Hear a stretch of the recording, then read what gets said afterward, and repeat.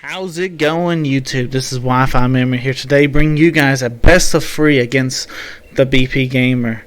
Now, I know what you guys are thinking. WifiMerriman, you've done 2 battles already on your channel against this guy. Well, those 2 were kind of like planned out. You know, we planned it out. And this was more of a tournament vibe. And, well, we ended up making it to the finals, and we had to have this best of 3 to see who actually won the tournament. So we're both probably on our top game, ready to go. I'm rocking out with my Belly Drum Charizard team. He's rocking out with a Porygon Z team supported by a Sun and Charizard, a Venusaur and a Charizard. So it's actually pretty cool team that he's rocking out with. I'm rocking out with my Charizard team. So we're all trying to go as I believe both teams are very, very offensively made. So it's very nice. Very, very nice. So it should make some pretty interesting battles, if anything, right? But anyway, we go ahead and start the battle. I'll go for follow me with my Togekiss and go straight for that Belly Drum with my Charizard. His Porygon goes for a Thunderbolt, and deciding not to Dynamax this turn actually was kind of shocking to me. But he goes for Thunderbolt to get some big damage on Togekiss. Togekiss is able to survive though, thank goodness. Clefairy goes for Icy Wind, which lowers the speed of both Charizard and Togekiss, which ends up coming back to bite me in the butt later on in this battle, and you'll see. This next turn he goes ahead and Dynamaxes. I'm probably getting a little bit ahead of myself right here. He's actually Dynamaxing his Porygon Z, and this is crazy. Like, he goes for Max Strike, and I'm not thinking about the secondary effects as much, as I probably should have been. But when I was actually looking at his team and the team preview and stuff, just looking at what the secondary effects of what his Pokemon could be doing in this game 1 scenario, I really wasn't even thinking. But when he Dynamaxes his Porygon and goes for a Max Strike, it keeps lowering my Charizard's speed. And let's just tell you this, at the end of this battle, Charizard becomes super slow. I did like this play right here. He's kind of stalling out my Dynamax turns. Yes, I know it's stalling out his Dynamax turn as well, but he's able to make sure his Porygon stays alive, which is probably his big important win con in this game 1 anyway, so he's just trying to protect it the best way possible. Alright, so right here I go straight for a follow me again. And Clefairy goes for follow me. Right now we got both our follow me mons out here on the field ready to take some hits. Porygon goes for that Max Strike, like I said. Now Charizard's at -2 speed, which is slow as a turtle, I bet you if you put him in Trick Room, he'd outspeed everything right now. But we're not in Trick Room. And that's a nice little speed control thing that the BP Gamer has with his Porygon team that I've utilized myself very well with a Snorlax, Assault Vest Snorlax. So I can definitely see how this strategy works very well. I see what you're doing, man. I see it. But anyway, I go into switching into my Indeedee. Indeedee is this team's second follow me user, and I'm actually planning on upgrading this team to where we have 2 fake out users, 2 follow me users, where I'm actually going to have a Torkoal also on this team later on. And I'm just trying to disguise the Charizard just a little bit, because people are not expecting, especially if I had Torkoal, they would not be expecting Belly Drum Charizard and then having all that massive support. But that's for the future. I'm actually planning on building something and trying to have it ready for Monday's upload. But right here, another drop speed because he goes straight for a Max Strike. able to KO my Indeedee. We're able to actually get the KO onto his Indeedee. And for some odd reason or another, I should have went for the Porygon right here. For some reason, I thought Indeedee male could have Follow Me. I don't think he can, though. But for some reason or another, I should have probably just targeted into the Porygon Z and forced the Follow Me, but I did not. Anyway, he goes out into his Venusaur, and I go out into my Rillaboom. Right here, we both actually undynamax as well. Go back to baby forms. The less impressive baby forms. Alright, so pretty much fake out the Porygon because I can't deal with his damage. Venusaur is faster than Charizard, which is huge. Normally Charizard would outspeed the Venusaur, but being at -3, Venusaur is going to outspeed Charizard. Charizard is going to be outsped by everything. And I'm sure his Porygon was probably targeting into Charizard as well, so there wasn't much saving Charizard. Rillaboom's kind of sitting out here just chilling, but yeah, he ain't going to be able to take two Sludge Bombs. I go for Glassy Glide on the protecting Porygon Z, and then Venusaur goes for Sludge Bomb, and this pretty much confirms that, hey, I can take one Venusaur Sludge Bomb. So if I ever see this in a scenario again, I know I can do it. But I really need to maybe preserve my Rillaboom and try not to get in this scenario again, because two Sludge Bombs and Rillaboom faints. This Porygon's pretty threatening, so I still have to go after it. And plus, I don't have anything on my moveset really to deal with Venusaur.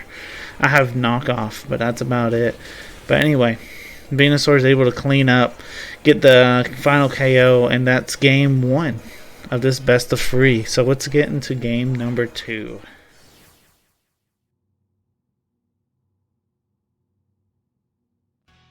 Alright, let's get into battle number 2. Alright, so I'm not going to fall for that speed trap again, where I'm going to be going for Icy Wind and max striking on my Charizard and stuff to slow me down. So I was like, maybe I can prevent that by leading Dusclops. Having the Conkeldurr as a lead too will be kind of nice against his team. Threatens the Porygon right away. And if that's the route that he wanted to go, I'd be definitely threatening his Porygon. And pretty much, I mean, I see that he does have the Follow Me direction, but hey, I mean, maybe we can still try and do our best to threaten everything. But anyway, let's get into battle number 2.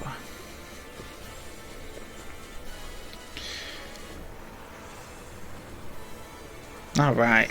So he goes ahead and leads his Indeedee and Venusaur, though, actually, which is a lead that I was not expecting, I could say. In fact, this lead actually beats my lead pretty easily. He could easily just go for Sleep Powder on my Dusclops or whatever, and I mean, if Dusclops goes to sleep or whatever, then it makes it rough. So I was like, no, I'm not going to deal with that. I'm going to go into Rillaboom, take the Sleep Powder, and I'm going to protect my Conkeldurr so I can get my Flame Orb activated, and then we'll see what the board looks like after everything's said and done. See if he keeps that Indeedee in or whatever. Right here, Indeedee goes for Imprison. And Venusaur actually goes for Sleep Powder into the Conkeldurr, so I'm grateful that I did go for Protect with him. So right here, Indeedee actually switches. I don't know if he was predicting something, because he had a really decent board position, but I could easily just faked it out and then try to get some big damage off. So I kind of see what he was going after. I was not expecting a Dynamax or Gigantamax Venusaur, though. I was thinking, man, I think he'd have maybe do a switch out or something with that Venusaur, because I was thinking, man, that sleep in the back would be huge for him. But he goes ahead and Gigantamaxes and goes straight into my Conkeldurr, man, and almost knocks him out. Right here, I go for the Drain Punch on the switch in with the Clefairy. It was the Indeedee, and that would have done neutral, and that probably, I wouldn't have said it would knock it out, but it would definitely done a lot of damage. Granted, may not have been the best Pokemon to do that with, because Indeedee does probably have that expanding force, but bringing in Rillaboom, it really weakens that expanding force. But I don't think I know for a fact Conkeldurr probably wouldn't have lived, so he was probably fodder anyway. I think that might have been the idea, is to fodder the Conkeldurr. But anyway, right here, trying to get as much damage as possible on that Clefairy this turn. Venusaur starting to raise his special attack up with the Max Ooze. And, well, we're going to go ahead and go for a knockoff on the Clefairy. Not too worried.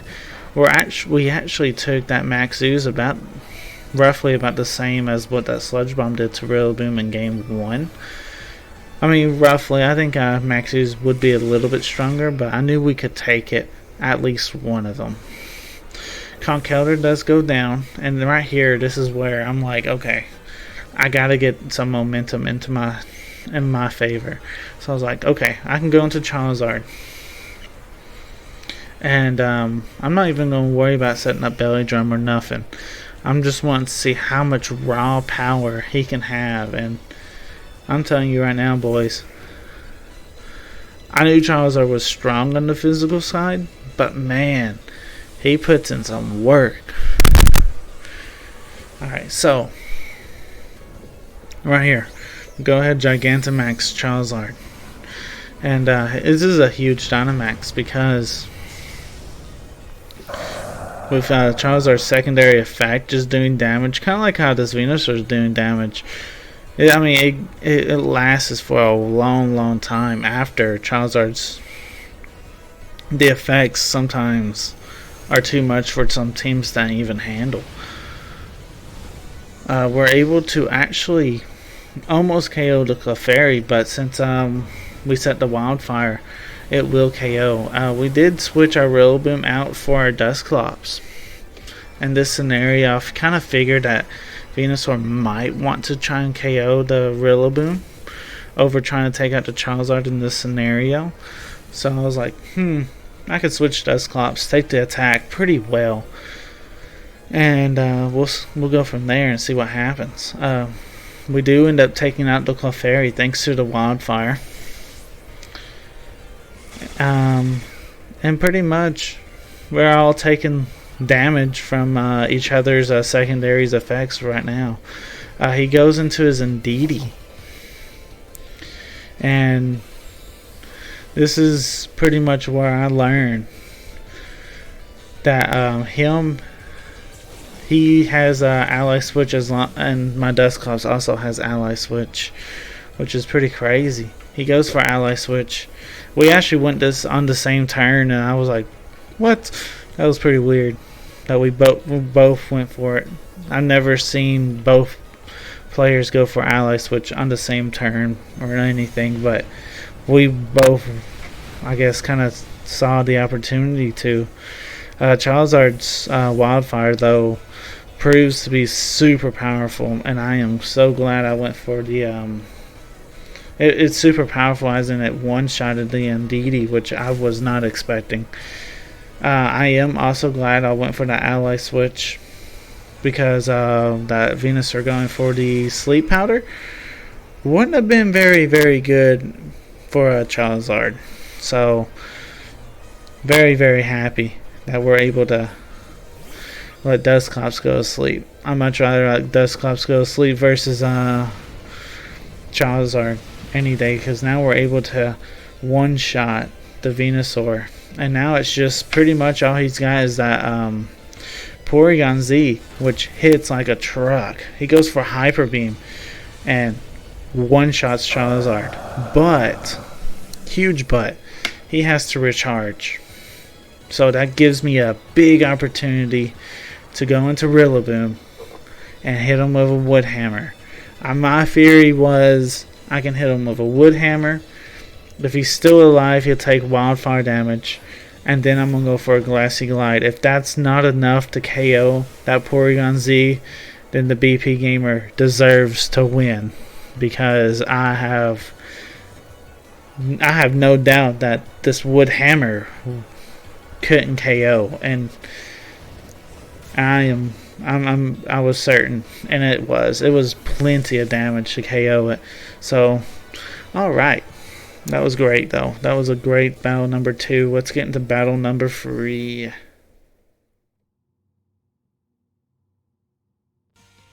Alright, let's get into battle number 3. In this scenario, I was thinking, okay, well, I'm going to go with the same plan I had with game 1, or at least bring the same Pokemon. And I'm going to see how well I can adjust anyway, because I don't know necessarily what he's gonna bring, but I'm sure he ain't expecting the lead I brought whenever I was in game number 1, because I didn't win. I was beaten. So I kind of figure maybe I can kind of get in his head a little bit. Maybe he'll overpredict or whatever. So we'll see what happens.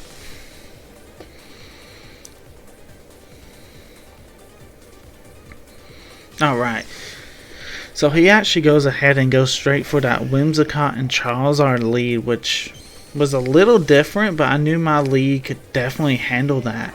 Charizard and Togekiss. So right off the bat, he goes ahead and Gigantamaxes his Charizard. I was thinking, I don't have to Dynamax this first turn with my Charizard. I can go straight for a Rock Slide. I'm sure I was almost maybe about 60% chance for sure that I could knock out a Gigantamax Charizard with just Rock Slide. But we'll never know. And I'll show you why. His Whimsicott goes for Tailwind. Wildfire comes out on Togekiss. And then I go for Rock Slide. And it misses Charizard. I was like, what? Man, imagine if I hit that Rock Slide. I don't know if I necessarily would have KO'd another Gigantamax Charizard, but you know it would do a lot of damage. And I do believe he has no berry to reduce that rock damage on this Charizard. I think we do learn that in this battle, but at this point of the battle, I would not know that, because this is the first time he actually bringing out Charizard in this set. Right here, though, I'll go ahead and Gigantamax my Charizard, thinking, okay, I gotta play around his Charizard now. I gotta kind of not let that miss bother me too much, you know. The set is on the line. I gotta play tough, you know. So